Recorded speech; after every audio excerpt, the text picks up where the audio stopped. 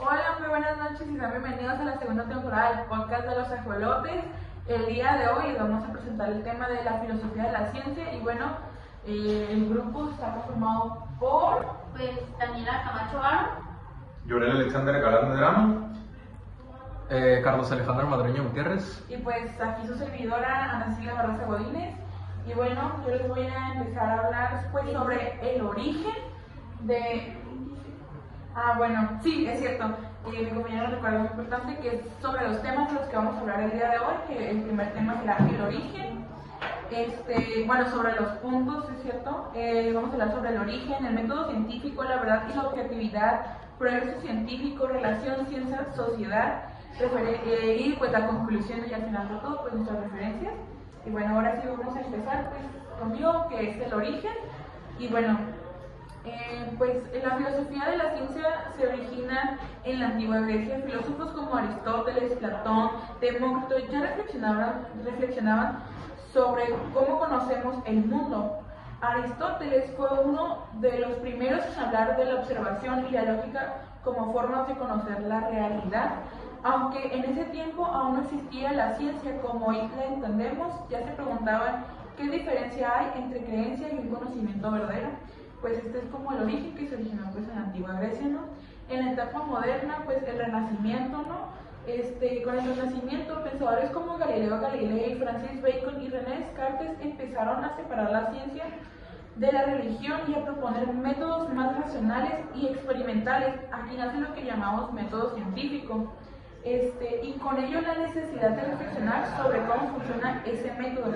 Durante los siglos XVIII y XIX la ciencia empezó a crecer muchísimo y algunos filósofos como Auguste Comte defendieron el positivismo, una corriente que decía que solo el conocimiento científico basado en la observación y la prueba era válido. Y ya pues por último, que pues es en la etapa contemporánea, en el siglo XX hasta nuestros días, hasta el día de hoy, pues bueno, la filosofía de la ciencia moderna surge formalmente en el siglo XX cuando varios filósofos intentan explicar cómo funciona la evolución científica. El grupo más influyente fue el Círculo de Viena, formado en la década de 1920, con pensadores como Rudolf Carnap. Ellos defendían el empirismo lógico, es decir, que todo conocimiento científico debía basarse en una observación comprobable. Y pues, no sé para sí. Otros filósofos que sí es cierto.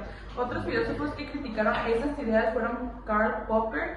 Propuso que las teorías científicas no se prueban, sino que se intentan falsear, o sea, demostrar que sean falsas.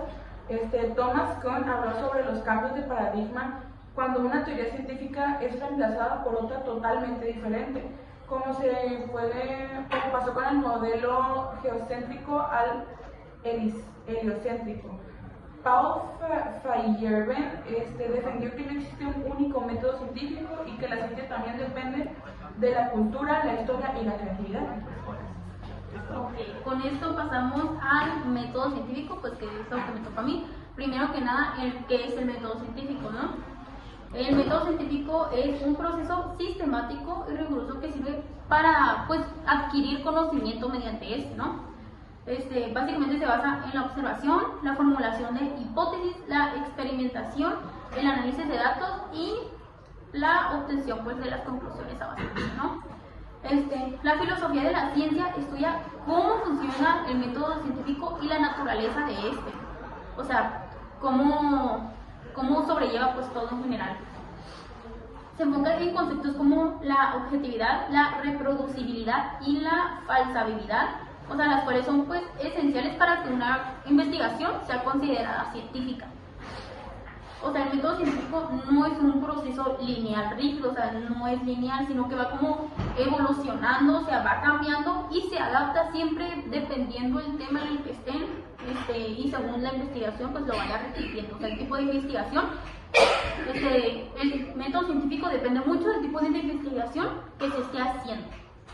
Luego, básicamente las teorías científicas, pues de los métodos científicos, son explicaciones que han sido confirmadas repetidamente, pero nunca son finales, o sea, siempre están sujetos a revisión, siempre cuando va pasando el tiempo y vamos conociendo nuevas cosas, pues siempre está sujeto a que podemos cambiar pues estas ideas y podemos mejorarlas, agregarle cosas, quitarle cosas y pues así. Y el siguiente es la verdad y objetividad. Aquí con la verdad y objetividad venimos a una pregunta: ¿puede la ciencia ser completamente imparcial al momento pues de hacer una investigación, al utilizar la ciencia, cualquier tema de la ciencia? ¿Puede ser completamente imparcial en cualquier caso? La respuesta es no. No puede ser completamente imparcial, porque como toda actividad humana, o sea, que está pues hecha por humanos,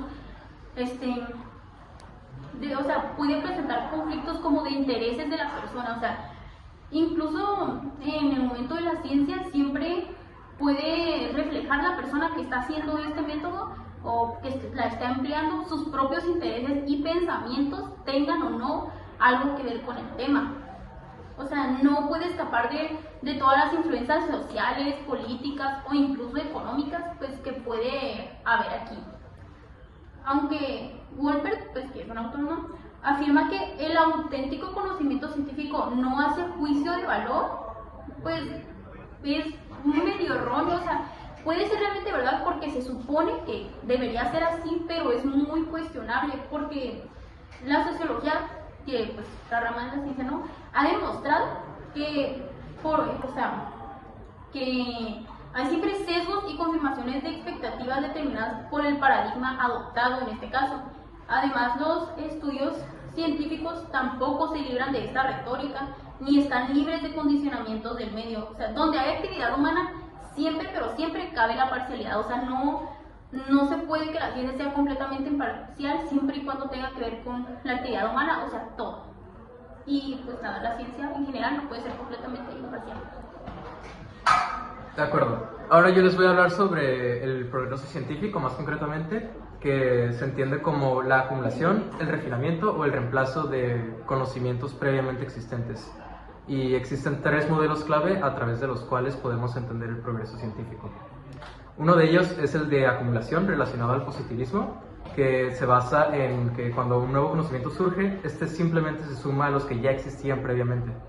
Ahora, también está el modelo de las revoluciones científicas de Kuhn, que sucede cuando cambiamos de un paradigma a otro. Un ejemplo de esto, como ya había mencionado mi compañera Ana, es cuando pasamos del geocentrismo al heliocentrismo. Y también está el falsacionismo de Popper, que se basa en que es cuando una teoría o un nuevo conocimiento refuta o reemplaza uno que ya existía de antes. Por ejemplo, cuando la mecánica newtoniana fue reemplazada por la teoría de la relatividad de Einstein. Ese es un ejemplo del falsacionismo. Y ya. Yo les voy a hablar más que nada de la relación que tiene la ciencia y la sociedad, que se puede describir como que no son valores tan parecidos, pero la verdad es que sí tienen una conexión muy importante, ya que también se puede pensar como, se puede ver como a los científicos de que están metidos en sus laboratorios, están muy concentrados en una oficina o lo que sea, pero realmente tiene que ver todo lo que es la sociedad con eso. O sea, es un valor muy importante que se tiene que incorporar, ya que la ciencia se relaciona tanto con la sociedad como con la ética, la política e incluso la cultura, ya que la cultura con la ciencia incluye los valores y el respeto e incluso los hábitos que se tienen. Con la política se relaciona la gestión de recursos y además las decisiones fuertes que se puede tener con la ciencia. Y con la ética, pues es más que nada, se enfoca en todo lo que puedes hacer, más no sobrepasarte el límite sobre hacer algo que tenga fines destructivos o pueda dañar la integridad de otro círculo de personas. Un ejemplo puede ser de que en la política se usa la ciencia más que nada como para, se puede decir, el tomo de decisiones. O sea, cómo se va a gestionar cada decisión, cómo se va a hacer y cómo se va a desarrollar. Ya que en la política, un ejemplo que yo les tengo muy claro es el de la pandemia. O sea, sí, el ejemplo de la pandemia. Ya que por lo mismo de los gobiernos, ellos decidían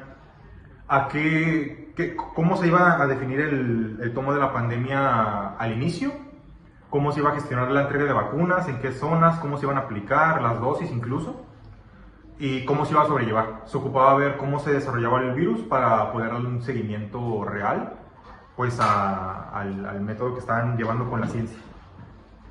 También les puedo hablar sobre cómo se relacionan con la cultura. La cultura pues tiene una gran influencia en la ciencia, ya que nos marca qué consideramos importante investigar y también cómo entendemos el resultado de lo que esto ocasiona. Por ejemplo, en la antigua Grecia se buscaba conocimiento por puro gusto, o sea, era pura curiosidad, era puro como el por qué sucede esto y qué desencadena. Y hoy en día es un cambio más orientado en la tecnología y en la innovación, o sea, se ha cambiado mucho los valores de cómo se investiga cada cosa. También influyen factores como el idioma, la educación, los métodos de comunicación, que pueden facilitar o limitar incluso la difusión del contenido científico que se investiga con estos métodos. Yo les puedo dar un ejemplo de la cultura sobre cómo se valora en los países donde se valora más la sostenibilidad y el respeto ambiental, ya que se invierte más en energías renovables y en cómo se puede describir la biotecnología verde. También les voy a hablar sobre la ética y la ciencia. Violencia, profesora. Como le mencionaba, la ética marca el valor moral de la ciencia, o sea, sí se puede lograr esto, pero con qué riesgo, con qué fin y qué daños vas a provocar, ya que nos recuerda que no todo lo que se puede hacer se debe hacer. La ética pues es más que nada la guía del uso responsable del conocimiento y evita abusos como la experimentación sin el consentimiento o, como ya les mencioné, el uso de la ciencia con un fin destructivo. Como se puede mencionar, como tú dijiste, ¿no? Con la teoría de Einstein. Correcto. Que Einstein pues prácticamente fue como el que pionero de la bomba atómica, ¿no? Se puede explicar. O sea, no sé si él tenía el conocimiento de que iba a provocar eso, pero es un ejemplo de la ciencia y cómo se relaciona con la ética, el valor moral y el valor, el límite, pues, el límite del valor ético, Sí, del valor humano. Sí, sí. Y pues hoy en día se puede tomar como la inteligencia artificial o la edición genérica, ya que genera un gran debate entre la ética y en cómo se desempeña esta misma. Ya que un ejemplo que les puedo dar es la edición genética de embriones humanos, plantea una pregunta importante: ¿hasta dónde se puede modificar la naturaleza humana? En resumen, pues les puedo decir que la ciencia y la sociedad están en constante diálogo y evolución entre ellas mismas, y pues la cultura aporta valores y sentido, la política prioridades y recursos, y la ética marca límites y las responsabilidades que tiene cada ser en sí mismo. Por eso pues debe ser una ciencia responsable, debe estar al servicio del bienestar humano y del planeta, no solo de un avance tecnológico. Bueno, ya por último la conclusión, ¿verdad?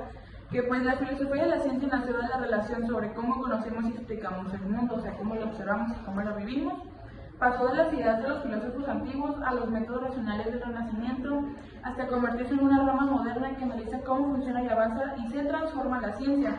No busca reemplazarla, sino comprenderla mejor, cómo pensamos, descubrimos y entendemos el mundo. Y pues esa sería nuestra conclusión, sería toda nuestra parte y nada. ¡Adiós!